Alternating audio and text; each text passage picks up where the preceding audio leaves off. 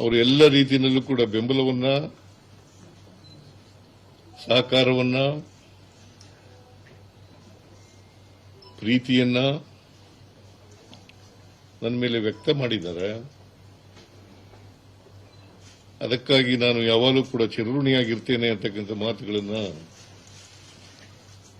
ಈ ಸಂದರ್ಭದಲ್ಲಿ ತಿಳಿಸಲಿಕ್ಕೆ ಬಯಸ್ತಾ ಇದ್ದೇನೆ.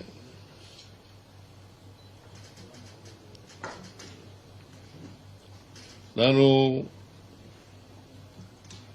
ಹಳ್ಳಿಗಾಡಿನಿಂದ ಬಂದಂತವನು.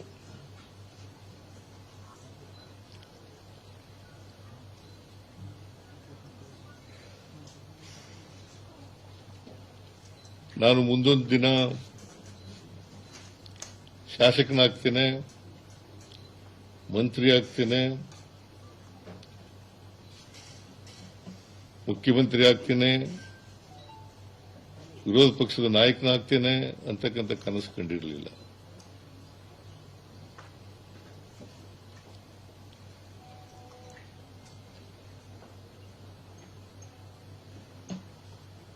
ನಾನು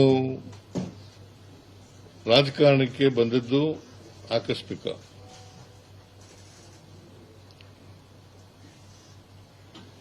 ಯಾಕಂದ್ರೆ ನಮ್ಮ ಕುಟುಂಬದವರು ಯಾರು ಕೂಡ ರಾಜಕಾರಣದಲ್ಲಿ ಇರಲಿಲ್ಲ.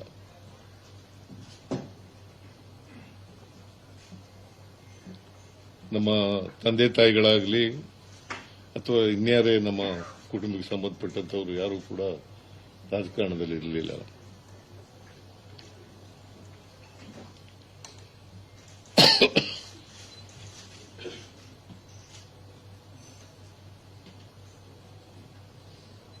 ನಾನು ಮೊದಲಿನಿಂದಲೂ ಕೂಡ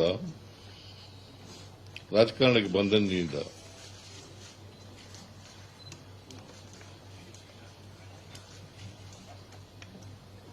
ಬುದ್ಧ, ಬಸವ, ಬಾಬಾ ಸಾಹೇಬ್ ಅಂಬೇಡ್ಕರ್, ಗಾಂಧೀಜಿ,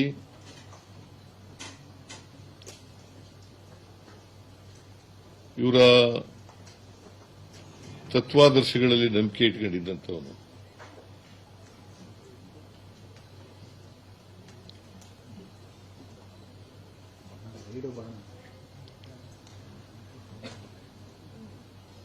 ಸಂವಿಧಾನದಲ್ಲಿ ಅಪಾರವಾದಂಥ ಗೌರವ ಇಟ್ಕೊಂಡಿರ್ತಕ್ಕಂಥವನು.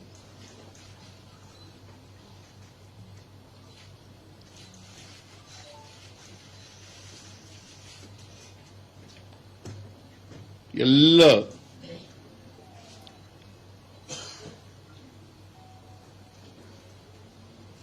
ಒಂದು ಕುಟುಂಬವಾಗಿ ಬಾಳಬೇಕು ಅಂತಕ್ಕಂಥದ್ರಲ್ಲಿ ನಂಬಿಕೆ ಇಟ್ಕೊಂಡಿರ್ತಕ್ಕಂಥವನು. ಯಾವುದೇ ಜಾತಿ, ಮತ, ಧರ್ಮ ಇಲ್ಲೇ ಇರ್ತಕ್ಕಂಥ ನಾವೆಲ್ಲರೂ ಕೂಡ ಒಂದು ಕುಟುಂಬವಾಗಿ ಬಾಳಬೇಕು ಅಂತಕ್ಕಂಥದ್ರಲ್ಲಿ ನಂಬಿಕೆ ಇಟ್ಕೊಂಡಿರ್ತಕ್ಕಂಥವ್ರು.